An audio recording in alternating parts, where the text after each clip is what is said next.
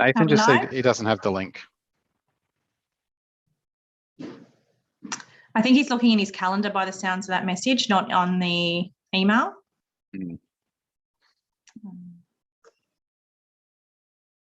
Are we live? Yes? Okay, great. Thank you. All right. Thank you, everyone, and welcome to the Innovation and Partnerships Committee meeting for the 24th of August, 2021. My name is Sarah Richards. I'm a councillor and a member of the committee. Hawkesbury City Council acknowledges the Darug and Darkinjung people as the traditional custodians of the land, and we pay respect to all elders, past, present, and emerging. Committee members and members of the public attending the meeting in council chambers are advised that in the event of an emergency, you will be asked to proceed in an orderly manner to the nearest exit following the guidance of our warden. I would also like to advise that in accordance with clause 5.18 of the Code of Meeting Practice, meetings of the council committees are recorded. In the terms of the Privacy and Personal Information Protection Act, this may involve the recording of personal information provided at the time of the meeting. The recordings are made to assist staff in compiling the minutes of the meeting and to enable the podcasting of council committee meetings. The provision of any information that is recorded is voluntary. If any person does not wish to be recorded, they should not address or request to address the meeting. The recordings may be made available to other persons where such access is in accordance with the relevant regulations. The recordings are stored on council's record management system. For the benefit of all those persons who will be addressing the committee, it is expected that you will refrain from making any insult, allegation, or personal reflection against any person, present or not, at this meeting. This request relates to both your address to the meeting and any answers given in response to questions from the committee. As a courtesy to others, it is requested that mobile phones either be turned off or turned to silent. Are there any apologies? I think everybody is here. Thank you. Declarations of interest. As required by the Code of Conduct, committee members are required to disclose any pecuniary and/or non-pecuniary interest in relation to matters on today's agenda. Are there any interests to disclose? No? Thank you. Speakers. The committee will deal with items that have registered speakers at the start of the meeting. Committee meeting attendees who have registered to address the meeting have a time limit of 5 minutes to speak. Committee meeting attendees who have not registered will be asked by the chairperson at the end of hearing registered speakers if there are any further speakers that wish to address the meeting and may speak for a period at the discretion of the chairperson. When called, please speak clearly. At the end of your submission, please remain available to permit the committee to ask questions. Now, I'm pretty sure that we have no registered speakers for any of the items. So the first thing that I will do is confirm the previous minutes of the last meeting, if someone would like to move those. So moved. Thank you, Mr. Mayor Connolly, and Councillor Zamprogno seconded that. Okay, so we'll move on to the only item on today's agenda, which is item 001, telecommunications meeting at Bilpin. Now I'm just going to flick to my agenda. You will note on here that there was an attachment 1, which contained a total of 69 submissions. Now, that is an extraordinary response from our community. And for anyone who's listening, I want to say thank you for that response. It goes to show just how much this really is a problem in the Hawkesbury. And I've spent today putting into a bit of a tally the suburbs that were identified in those submissions, and it's pretty much got someone from most suburbs in the Hawkesbury. So we'll discuss that in a moment. What I did just want to bring to everybody's attention was that we received, I'm just going to it now, an additional 5 submissions since we published that business paper, which takes the total amount of submissions to 74. I have been told I need to read those submissions onto the audio today, so I'm just going to do that very quickly. We've also received an additional submission from the federal member for Macquarie, Susan Templeman, which I will deal with after the submissions from the residents. Submission number 70, I'll just read them quickly. Mobile phone black spot areas need to be fixed. We have 0 reception in our house and little to no reception outside. I've recently had a baby and this has made this experience isolating. As well as this, we are trying to run a business from home as well as work from home. But the communication services in our community make these tasks practically impossible. The next one. I live in Neptune Crescent, Bligh Park, and have done for 3 years, and the phone connection and internet connection is shocking. 90% of phone calls I get drop out numerous times, and I or the person calling need to call back. My telco, which is Telstra, has been unable to improve my issues. I would appreciate any help that council can offer. The next one. Phoned council to advise that they have no internet access to complete submission. 1, lives in Currajong Heights. 2, no internet service available and very limited mobile service, sometimes 1 bar. 3, during the recent bushfires, they had to rely on two-way radio to keep in touch with her husband, who was helping fight the fires. 4, advised that when tradesmen pull out of their EFTPOS machines for payment, they have to have cash or cheque available for payment. 5, her husband has a mobile with the QR code access when shopping or medical visit, but if they were contaminated, they would not receive any messages once they returned home. 6, family can only contact on the phone but unable to hear when they are in the paddock. 7, also advise that truckies lose reception on their phones for a short while they are near Cut Rock. And 8, phone is XXX. I think that was provided the number. The next one is mobile black spots in the area of Wilberforce. Providers tell us it's the tree canopies that interfere with the signals from the towers. We need sufficient towers to cope with all types of terrain. We've lived in the Wilberforce area over 15 years. The mobile coverage has not significantly improved in coverage or capacity in that time.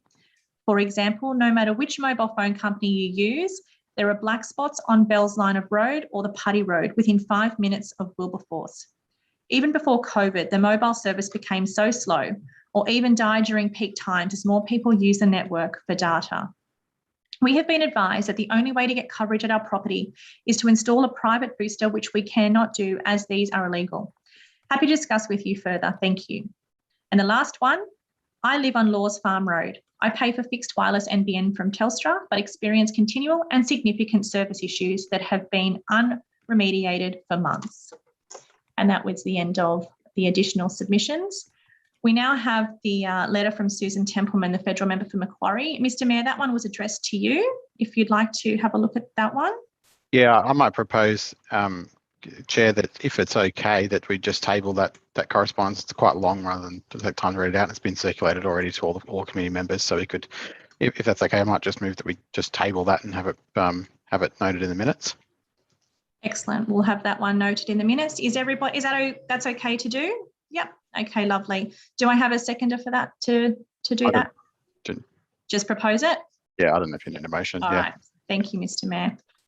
Okay, now that we've dealt with the additional correspondence, that takes us to the item number 1, which is what we are discussing today. It is still, just for anyone listening or watching, it is a continuation of an item that has been addressed at the previous 2 committee meetings that we've dealt with. And this time we're bringing it back to, the recommendation is to receive a note. Is there anyone who'd like to move that recommendation? I wanted to move something. Yes, please, Mr Mayor. So I wanted to move that the committee recommends to council that council write to the Minister for Communications, detailing the extensive challenges that our community has in regards to telecommunications, requesting a meeting to discuss the issues and how we might work together to plan for them to be addressed. Excellent. Do I have a seconder? I'll stick that in the chat box and nobody has to try and... Lovely. Seconded by Councillor Kotlash.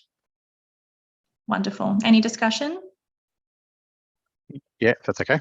Yes, yep. Thank you, Mr Mayor. So I was very pleased to see the number of submissions, to get 74 submissions.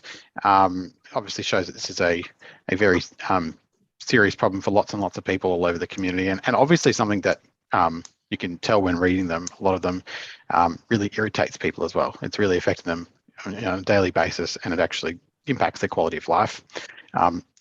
We now have many examples of how this affects people's work, their businesses, affects them in emergencies, affects them in their family life. And I think we need to now take those as we've done, collate those submissions, get the key themes, and then take it forward. I think ultimately, as council probably knew when it referred to the committee, that council's not going to be able to put up towers and fix this. It's no use either, I think, saying to the federal government, here's the problems, fix them. I think we need to invest some time in understanding all the different ways that these things are funded, all the different streams of funding that might apply, both from a disaster management point of view and also from a telecommunications point of view, and working with the government to demonstrate to them that we've got a serious problem, and it's not just us whinging. We actually have, in a disaster, potentially some serious black spots that could cause major issues, and just start that conversation with the government on how we start working through these things in a methodical way. So I think the best thing we can do now is, now that we've got all that data, is take that, request that meeting, see if we can sit down and start working out how this is going to be fixed over the longer term. I think that in the letter from Susan Templeman, a similar point was made that essentially that was the approach she'd been taking, which was just to work through these issues one at a time and identify funding sources whenever they're available. So I think it makes sense for us to work in with the federal government and our federal representatives to try and assist our residents.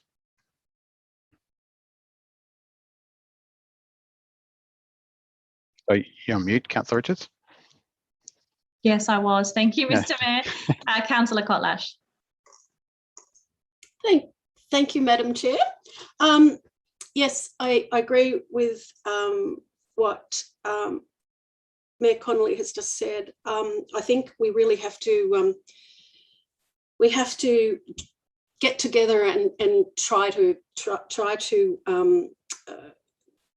I guess represent our community to state and federal governments on this one, because it's not a problem that I see going away, and it seems to be a long time being fixed. I mean, you know, in Susan Templeman's submission, she said, you know, she's been sort of on this case for 8 years, so it's not going to be a quick fix. I was wondering whether, from a council perspective, so I understand that council can't fix the problem, but we can just advocate on behalf of our residents. But I wondered whether there was something that council could do in terms of maybe getting people to have the ability to use two-way radios in emergency situations, or just expand that there might be some other ways of communicating in those times, because I think that people have become so reliant on mobile phones, and when they fail them, they tend to get, you know, quite distressed. And I just wondered whether that was something from a council, from a local government point of view, whether we had some capacity to be able to, I don't even know what that is, but to try and offer some small, you know, grassroots kind of solutions. But that's, at the moment, I'm not sure what they are. But yeah, I think it's a good idea to try and connect with the Minister for Communications. I think we have a case to take forward. So yeah, I'll be supporting this motion. Thank you. Thank you, Councillor Kotlash. Councillor Zamprogno. Thank you, Madam Chair. Now, look, I do concur, and I think if there's any learning to us at this point, is that this is both a logistical question and a political question. So I have absolutely no problem with council conferring closely with state and federal parliamentarians, because if there are grant programs, and Ms. Templeman's letter indicating a new grant program that I was unacquainted with, the peri-urban mobile program, PUMP, in addition to the mobile black spots program. Well, when these things come up, council, I think, needs to be aware of them and to be very active in saying to our state representative or our federal representative, right, it doesn't matter that we're all saying the same thing. In fact, it's a bonus that we're all saying the same thing. Let's apply as much pressure as we can, and that keeps faith with the communities that are suffering from poor reception. Thank you.